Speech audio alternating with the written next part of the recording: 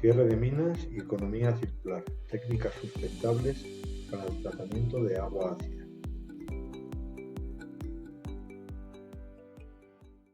Agradecer a mi innovación por esta invitación, en particular al Clúster Minero de Sonora, por darnos la oportunidad como Black to Green y yo como su directora de servicios ambientales de participar en este tema y darles a conocer los tipos de tratamiento que se están manejando actualmente.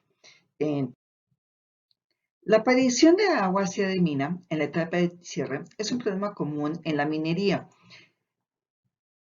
que puede ser abordado mediante técnicas sustentables de bajo costo y nulo consumo energético. Uno de los principales problemas de la actividad minera es la alta generación de residuos, que pueden representar un riesgo potencial para el ambiente y la salud al contener elementos potencialmente tóxicos, geodisponibles y o generadores de acidez. Las condiciones climáticas y la escasez de medidas de control son condiciones para la generación de drenaje ácido de los residuos mineros, el que puede fluir libremente y convertirse en un problema ambiental severo, ya que puede llegar a contaminar suelos y cuerpos de agua superficial y subterránea y perdurar hasta muchos años después de terminada la actividad minera, siendo difícil en esa etapa asignar los recursos adecuados. De acuerdo con la regulación ambiental en materia minera, las normas oficiales mexicanas establecen la caracterización del residuo minero como el primer paso para identificar problemas potenciales de acidez en suelos y cuerpos de agua. Aun cuando los depósitos de residuos mineros hoy en día se diseñan bajo criterios rigurosos para evitar la afectación al ambiente, existe infinidad de sitios mineros con escurrimientos de soluciones ácidas que están afectando ríos y arroyos. Al conocer los volúmenes o niveles de acidez, se puede determinar el tratamiento a seguir. Debo comentar que fue precisamente la norma 141 que aplica a presas, dejales o depósitos de relaves, la primera que establece la obligatoriedad de caracterización del residuo minero y en ella ya se establece una metodología para determinar el potencial de acidez. Y esto se realiza siempre desde la planeación del proyecto antes de que nosotros introduzcamos a la Semarnat nuestro estudio de impacto ambiental. Tenemos que hacer los análisis de laboratorio con los muestreos que están establecidos en la norma para poder plasmarlos en la información que se va a ingresar a la autoridad.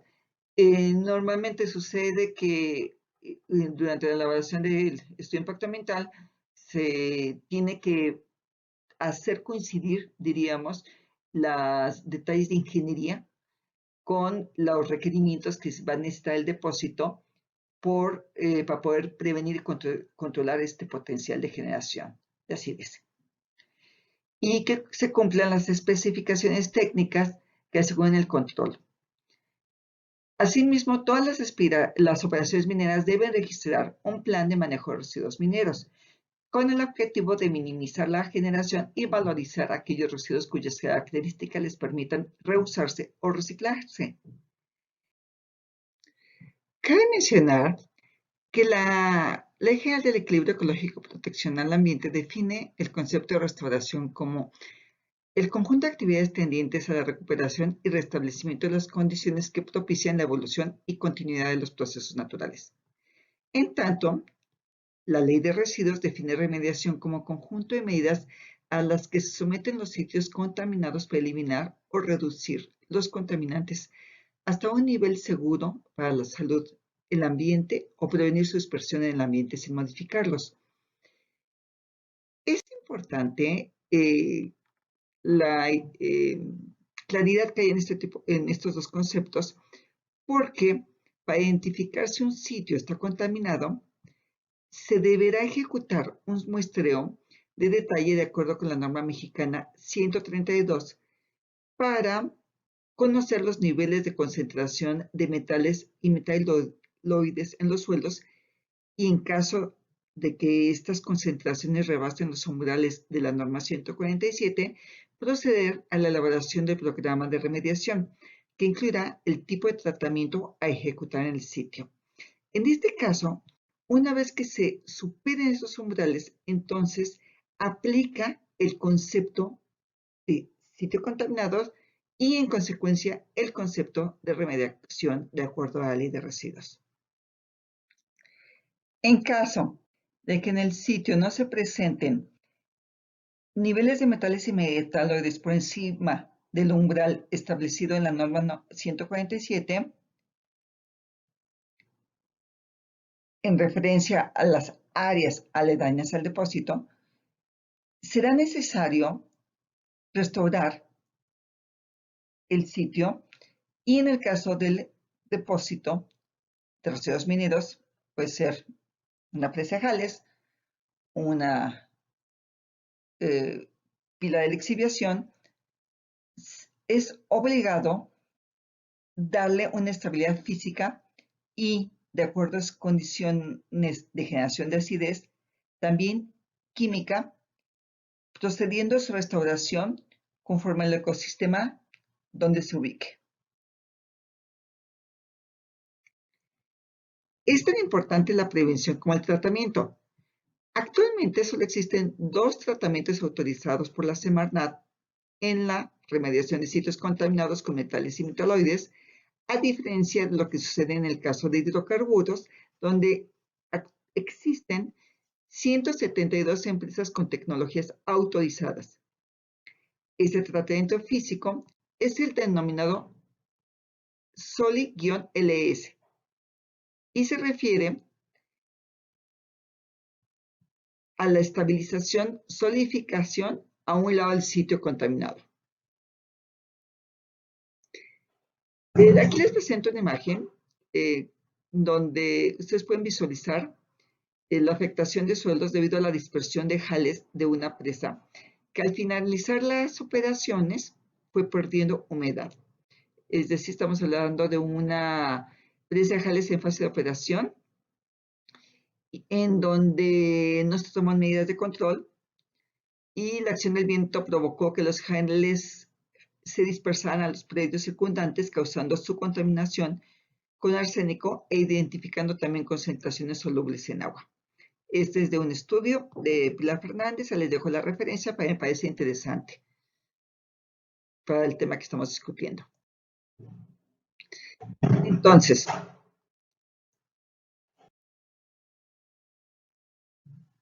en el caso de sitios contaminados provenientes de operaciones mineras, Lactogreen ofrece a las empresas que requieren opciones de tratamiento procesos que, siendo inocuos para el ambiente, permiten controlar, restaurar y o remediar suelos, con experiencias internacionales que han probado ser exitosas en la estabilización química de este tipo de residuos. Esta estabilización la conseguimos modificando las condiciones de pH, inmovilizando elementos contaminantes y mejorando la retención y calidad de agua, así como la estructura de suelos. Es común que durante la vida operativa de la mina se lleven a cabo tratamientos con caliza, que representan un costo financiero y no solucionan el problema.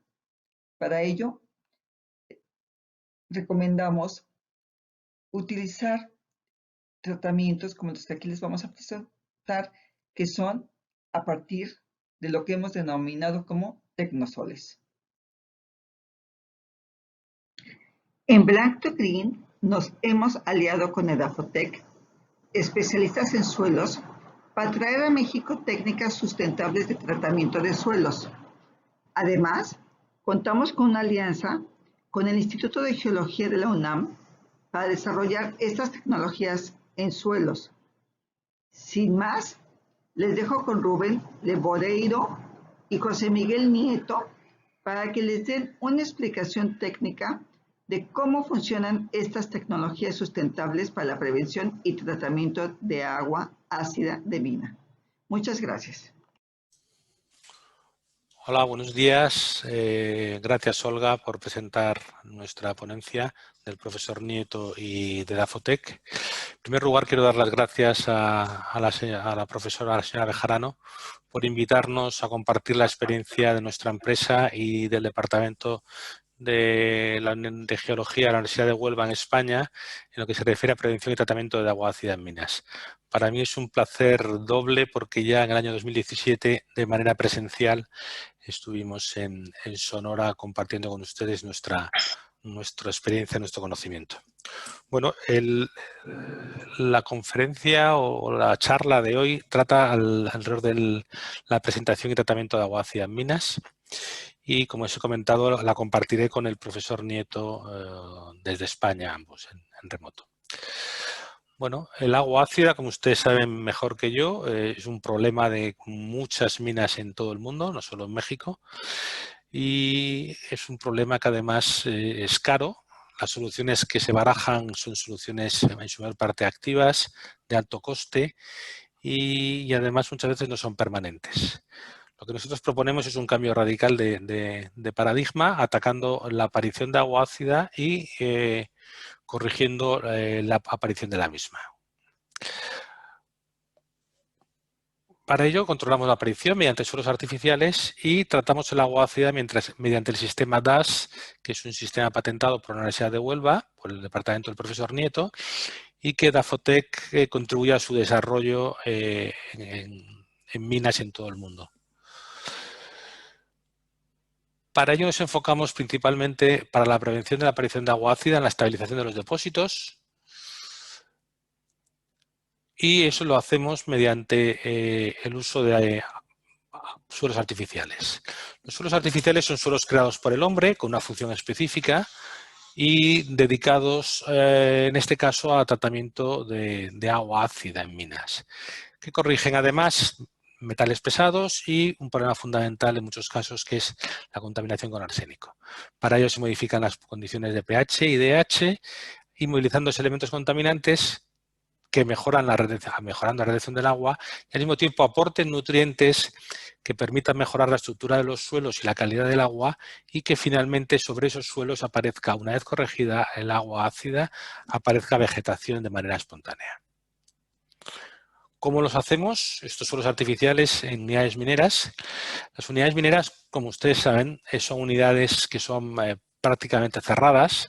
Los aportes y las salidas de flujos de materiales están muy reguladas, y lo que a nosotros nos interesa es usar material de depósito de mina, material inerte, hasta en un 35 o 40% para hacer este suelo artificial, estos suelos artificiales, y además le añadimos pues distintos elementos residuales que aporten materia orgánica o que aporten otros factores que nos puedan interesar. Una vez aprovechados todos los residuos de la mina, si hay carencia de alguno de ellos, evidentemente habrá que traerlos del exterior y añadirlos al suelo que estamos elaborando in situ en la mina. Este es un diseño de Tecnosol para un depósito de material inerte, que se compone, por así decirlo, de un sándwich sobre el depósito de material inerte. En este caso estamos hablando de un suelo artificial para corregir material ácido de depósito, y sobre él se coloca un tecnosol reductor, luego un tecnosol ándico y por último un neutrófico calcáreo. Cada uno de estos tecnosoles cumple una función determinada. Estamos hablando de una capa finalmente entre el medio metro, 30 a 45 centímetros de grosor, de espesor, y sobre él se introducen especies nativas que se mezclan con herbáceas para proteger la cobertura del suelo, que no haya erosión, y que sean de rápido crecimiento. A partir de ahí se pueden añadir las especies que se deseen, que interese por parte de la mina añadir. Pueden ser paisajísticos, beneficios económicos, como cultivo, o simplemente forestales, o incluso energéticos, como puede ser un cultivo puede ser una jatropa, por ejemplo. Bueno, ahora vamos a hablar de costes, que es una parte muy interesante, yo creo, para todos. Y esto es, a partir de ahora voy a introducir datos de un proyecto de cierre de minas de nuestra empresa en Perú, en Cajamarca, zona de sierra, 4.000 metros de altura, una mina del Grupo Buenaventura, la mina La Zanja, para la cual estuvimos trabajando durante 2 años, desde las fases iniciales hasta la implementación del cierre. Esta es la solución tradicional, la que ellos barajaban en aquel momento, en el año 2015, y consistía muy parecida a esas que se usan en México, arcilla, grava y un topsoil, con diferentes costes cada una de ellas. Esos son costes peruanos, ¿vale? Aunque creo que no habrá mucha diferencia en México, pero bueno, estos son costes peruanos, quería decirlo. El problema fundamental que tenían estos señores es que ellos no tenían topsoil, no habían conservado material vegetal de cubierta, de suelo, con lo cual tenían que traer el topsoil de fuera y a un coste bastante elevado.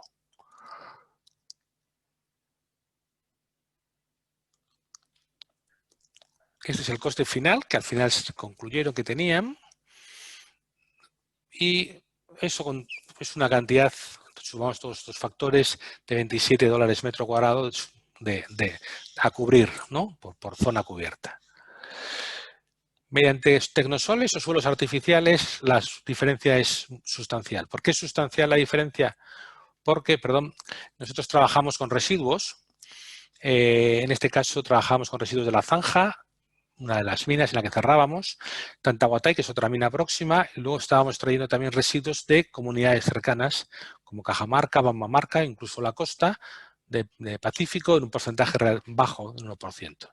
Todo esto se transporta, se acopia, se mezcla, se conforma, se madura y al final tenemos un metro cúbico de tecnosol de un coste de unos $25 metro cuadrado, pero lo fundamental es que teníamos un coste final de $9 metro cuadrado frente a los 27 que teníamos anteriormente con la cobertura tradicional.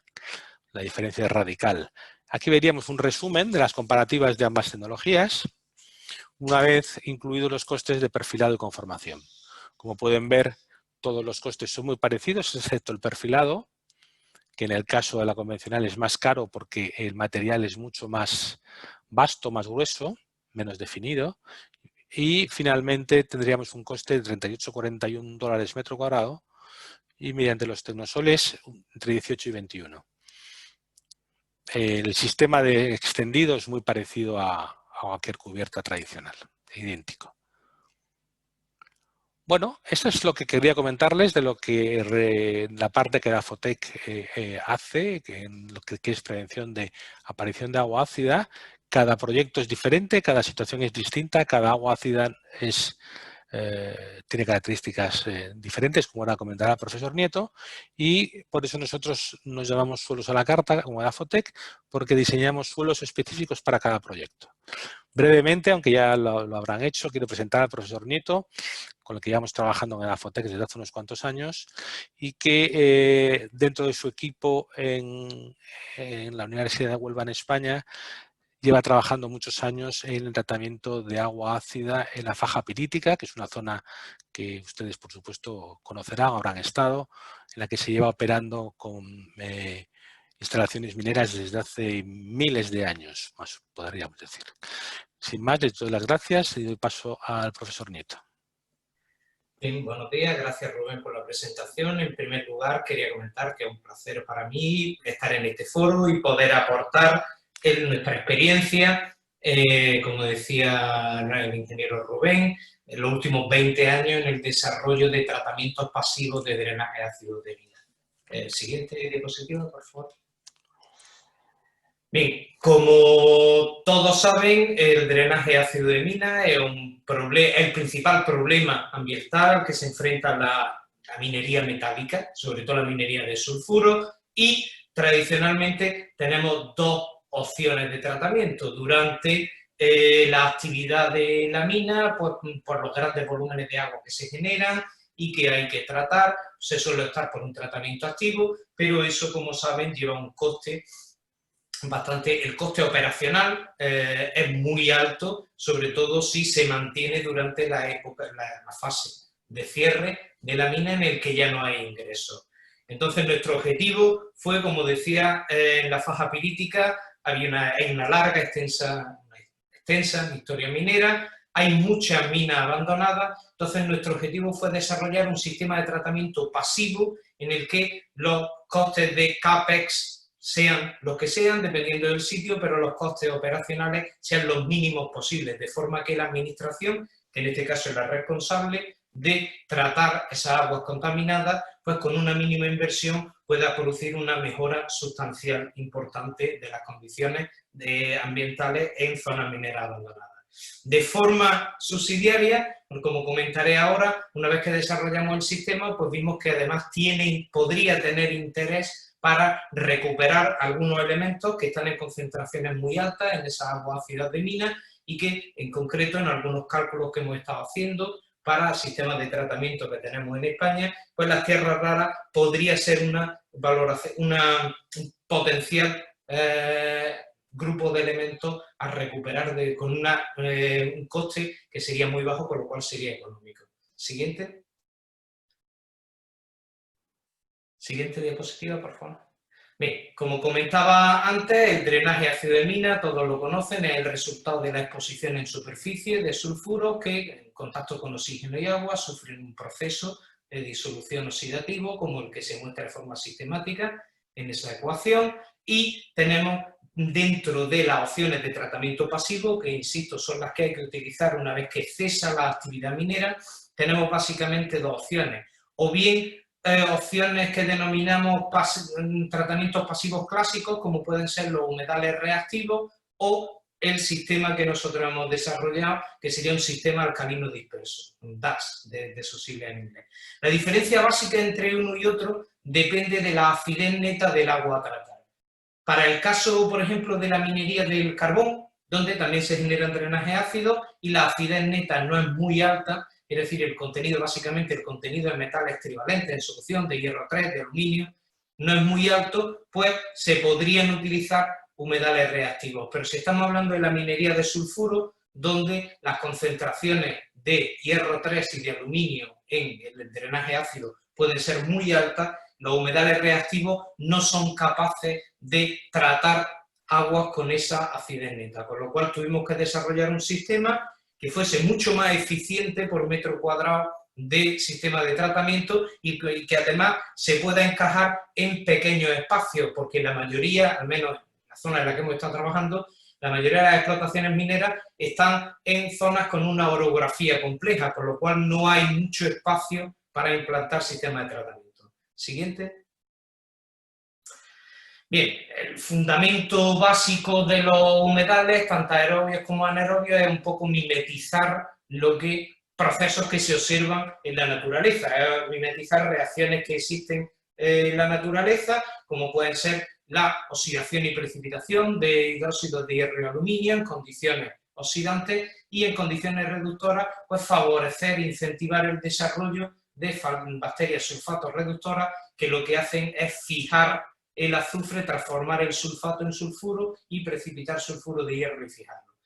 Insisto, esto presenta dos problemas básicos en la zona en la que nosotros hemos estado trabajando. El primero es que hay que garantizar que esos humedales tengan una lámina de agua permanente, porque con lo cual podría funcionar en clima húmedo, pero en clima mediterráneo, como en la zona en la que yo trabajo, y como es gran parte, al menos del norte de México, donde no hay una precipitación continua, la precipitación no es muy alta, garantizar la presencia de esa lámina de agua puede ser complicado. Si la lámina se evapora, aunque sea por poco tiempo, el proceso se invierte, la precipitación de sulfuro que conseguíamos con la acción de bacterias sulfatos reductoras, esos sulfuros se vuelven a oxidar y se volverían a liberar los contaminantes. Y además, como decía, este sistema, incluso en las condiciones de funcionamiento ideal, solamente es óptimo para aguas que tienen una acidez neta baja, que tienen una concentración baja de hierro 3 y aluminio en solución.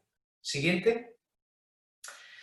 Como decía, para solventar este problema desarrollamos el sustrato alcalino disperso, que básicamente es un tanque reactivo de dimensiones no excesivamente grandes. Estamos hablando de ahí pueden ver en el esquema la escala de 2 metros, con lo cual no son dimensiones grandes, se pueden encajar bien en zonas con una orografía compleja y es básicamente una suspensión, una mezcla de un material inerte, que es el que le transfiere una gran porosidad y permeabilidad al material reactivo, con carbonato cálcico o óxido de magnesio en función de las condiciones de pH que queramos alcanzar en el tratamiento. Con este sistema conseguimos una alta superficie reactiva, con lo cual estamos evitando uno de los problemas que presentan los tratamientos pasivos del drenaje ácido, que es la pasivación o la obstrucción de los sistemas de tratamiento. Sistemas de este tipo hemos implementado hasta el momento 2 en España, a escala completa, tratando todo el drenaje que sale de una mina, y el mantenimiento que requieren es mínimo, simplemente esos filtros reactivos se diseñan para que tengan una vida media, que puede ser 4, 5, 6 años, y una vez pasada esa vida media simplemente se reemplaza el filtro y se sustituye por uno nuevo.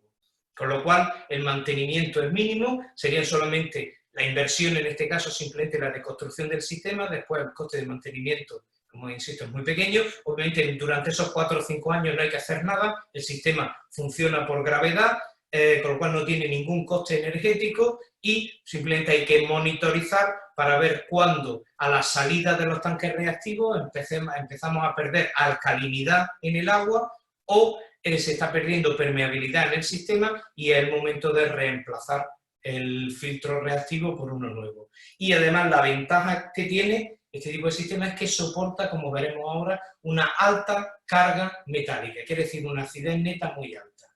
En función de los objetivos del agua a tratar en concreto, tenemos dos opciones. Si tenemos un drenaje ácido de mina estándar, como suele ser la mayoría, donde la concentración de metales trivalentes como el hierro 3 y el aluminio suele ser un orden de magnitud superior que la de metales divalentes como cobre, plomo, zinc, cadmio, arsénico, etc. Bien, pues en esos casos, simplemente con carbonato cálcico llegamos hasta un pH de 6, 6,5. En esas condiciones de pH hemos precipitado completamente los metales trivalentes y los divalentes se retiran del agua por coprecipitación con estos metales trivalentes. Además, una parte importante del sulfato se retiene también en el sistema en forma de yeso, como sulfato cálcico. Siguiente. Si por el contrario tenemos agua donde la concentración de metales divalentes es del mismo orden de magnitud o incluso superior que la de trivalentes, estoy pensando por ejemplo en la minería de plomo zinc tipo Valle del Mississippi, donde en el sulfuro original tenemos proporciones similares de pirita, esfalerita y galena, por ejemplo. En ese caso el agua resultante tiene grandes concentraciones de zinc, plomo y otros metales divalentes, como puede ser cadmio, y en concentraciones similares a las que tiene de hierro, con lo cual obviamente la precipitación de hierro solamente inducirá la coprecipitación de un pequeño porcentaje de los divalentes en solución. En ese caso, el objetivo de pH lo podemos subir hasta en torno a 10, utilizando en ese sustrato reactivo, en vez de carbonato cálcico, magnesia cáustica.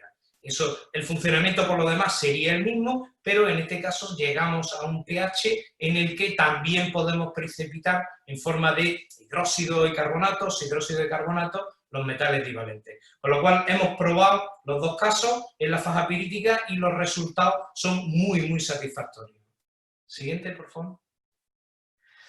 Bien, como decía, una vez que teníamos el sistema puesto a punto, hay dos plantas a escala real que están funcionando, una desde el año 2016 y la otra desde 2018, todavía no había que intervenir en ellas, siguen funcionando, pero sí que empezamos a plantearnos qué se podía hacer con esos filtros una vez que se agota su capacidad reactiva, o bien porque pierden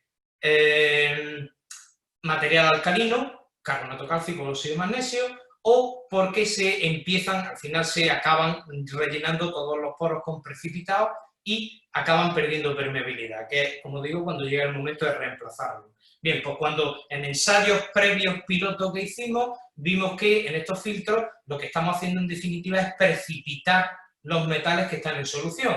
Entonces planteamos la opción de si sería rentable la valorización de esos metales que se quedan en el filtro una vez que se retiran, una vez que hay que reemplazarlo. Los primeros cálculos lo hicimos para el caso de metales base, en concreto para cobre, y vimos que podía, si teníamos un suficiente número de plantas, porque aquí obviamente funciona una economía de escala, con una planta solamente no sería rentable plantear una recuperación. Si tenemos una zona donde hay más plantas, sí que podemos generar un volumen de residuos suficientemente alto como para que la recuperación de metales en ese residuo sea rentable. Entonces, como decía, los primeros cálculos lo hicimos para el cobre, cálculos económicos, y vimos que el proceso era marginalmente rentable.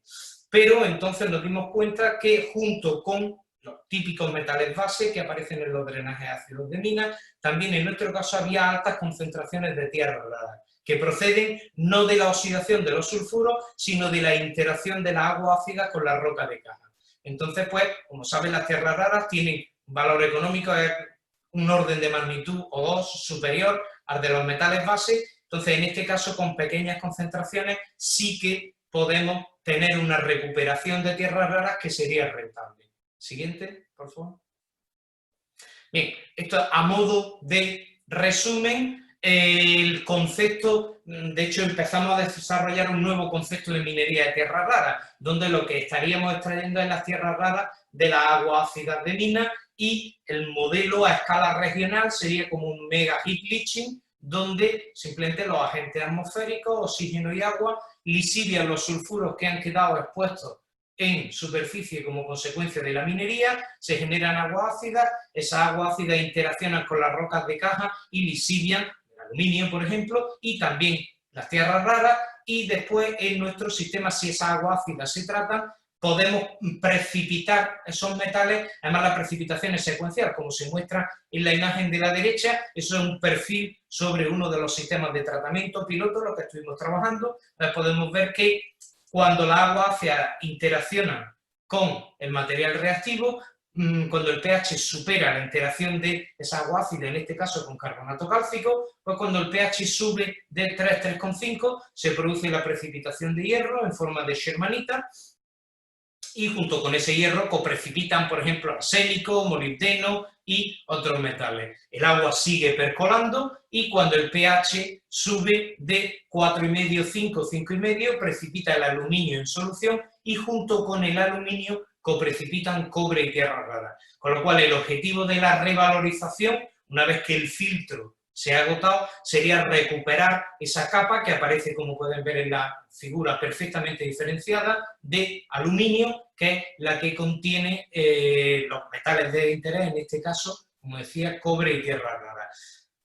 Siguiente, por favor.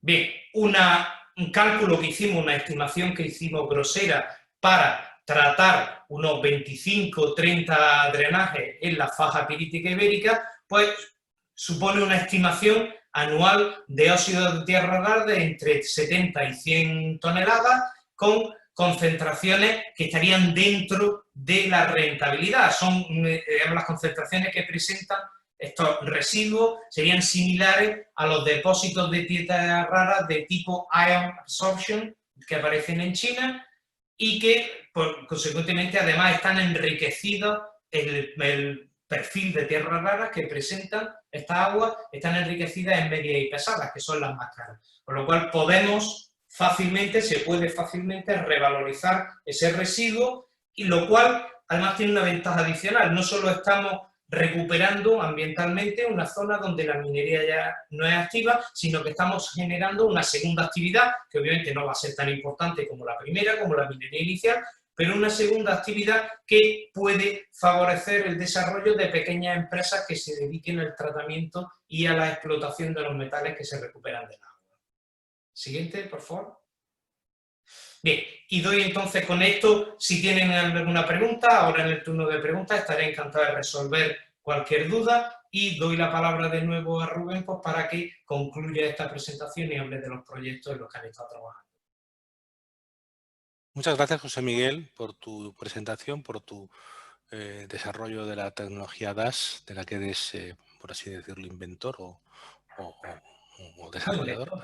Y bueno, nosotros por nuestra parte terminamos nuestra presentación siempre con una presentación de proyectos relacionados con minería, entre los cuales fundamentalmente hemos trabajado en Perú y y en España, y con una pequeña participación en Baja California en el año 2018, creo recordar, con Black to Green, que son la empresa que, como saben ustedes, nos representa en México. Y nada, darles las gracias y, bueno, a partir de ahora se abre un turno de preguntas con el tiempo que permita la disponible. Y nada más, muchas gracias.